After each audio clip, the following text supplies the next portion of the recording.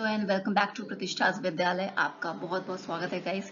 तो चलिए आज बात करेंगे एक बहुत इंपॉर्टेंट टॉपिक की जो हर साल अक्सर सीएसआईआर नेट के एग्जाम्स में पूछा जाता है और भी एग्जाम्स में जो कॉम्पिटेटिव एग्जाम्स हैं उसमें पूछा जाता है। तो वो टॉपिक है बेसिकली जेड स्कीम।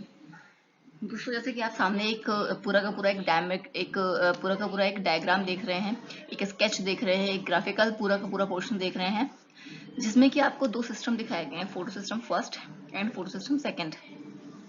तो बेसिकली क्या होता है, ये पूरी की पूरी प्रोसेस प्लांट्स में होती है। फोटोसिंथेसिस के थ्रू कैसे क्या क्या चीज़ें होती हैं प्रोसेस में, ये उसके बारे में बताया गया है।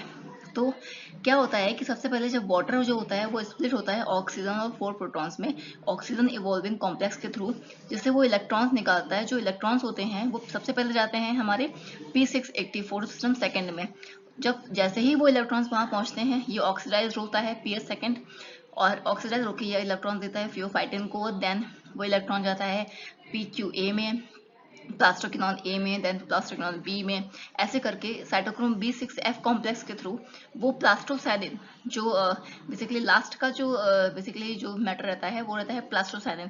प्लास्टोसाइनिन कॉम्प्लेक्स में जाकर के ये P700 के पास पहुंचता है और जैसे ही लाइट पड़ती है P700 जो होता है वो रिड्यूस्ड होता है एंड रिड्यूस्ड होने के बाद में ये देता है इलेक्ट्रॉन A0 को, then A1 complex, then FeSX, then FeSA, FeSB, FD and उसके बाद में FNR में ये इलेक्ट्रॉन पहुंचता है।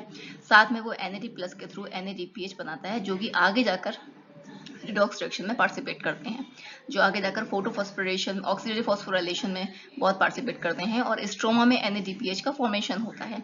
तो इस पूरी प्रोसेस से बहुत क्वेश्चंस आते हैं। आपको स्टेप दे देते हैं और एक जगह पे ब्लैंक पोर्शन दे देंगे, आपको बताएंगे, आपको पूछेंगे कि इसमें कौन सा कॉम्प्लेक्स आएगा। Fe मान लीजिए FeX दे दिया, FeXX दे दिया और बाद में FeSA की जगह को खाली कर दिया और FeSB दे दिया।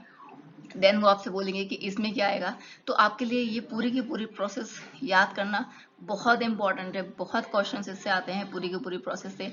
अगर इस पूरी की पूरी प्रोसेस में कोई भी डाउट लग रहा है तो आप मुझसे क्लियरली पूछिए। और इसके बारे में जैसे कि यहाँ पूरा का पूरा पोर्शन लिखा हुआ है कि इलेक्ट्रॉन का ट्रांसफर एंड प्रोटॉन्स जो होते हैं वो थैलेकॉइड मेम्ब्रेन में कैरिड आउट होते हैं एंड 4 प्रोटॉन्स इसमें यूज होते हैं। आप लास्ट में भी ये चीज देख चुके हैं। पीछे का पूरा जो भी डायग्रामेटिकल व्यू बना हुआ है उसका ही पूरा का पूरा यहाँ पर एक डिस्क्रिप्शन दे रखा है। एंड प्रोटॉन्स जो होते हैं वो ट्रांसपोर्ट होते हैं ल्यूमन में और साइटोक्रोम B6F में जाते हैं। मतलब ये पूरा का पूरा प्रोसेस उसी का है। आपको कहीं भी कुछ भी डाउट लगे तो आप मुझसे क्लियर जरूर करना और प्लीज इस टॉपिक को जरूर पढ़ के जाइएगा। 110% इससे क्वेश्चंस आते ही आते हैं। Thank you so much. I hope आपको ये जो ग्राफिकल व्यू है वो समझ में आ गया हो, और नहीं समझ में आया है तो प्लीज़ मुझसे क्लियर कर लिए। मैं डिटेल में इसकी एक और वीडियो बना सकती हूँ आपके लिए, but I think it's enough for you. लेकिन स्टिल अगर आपको नहीं क्लियर होता है मुझे कमेंट सेक्शन में ज़रूर बताइए। Thank you so much.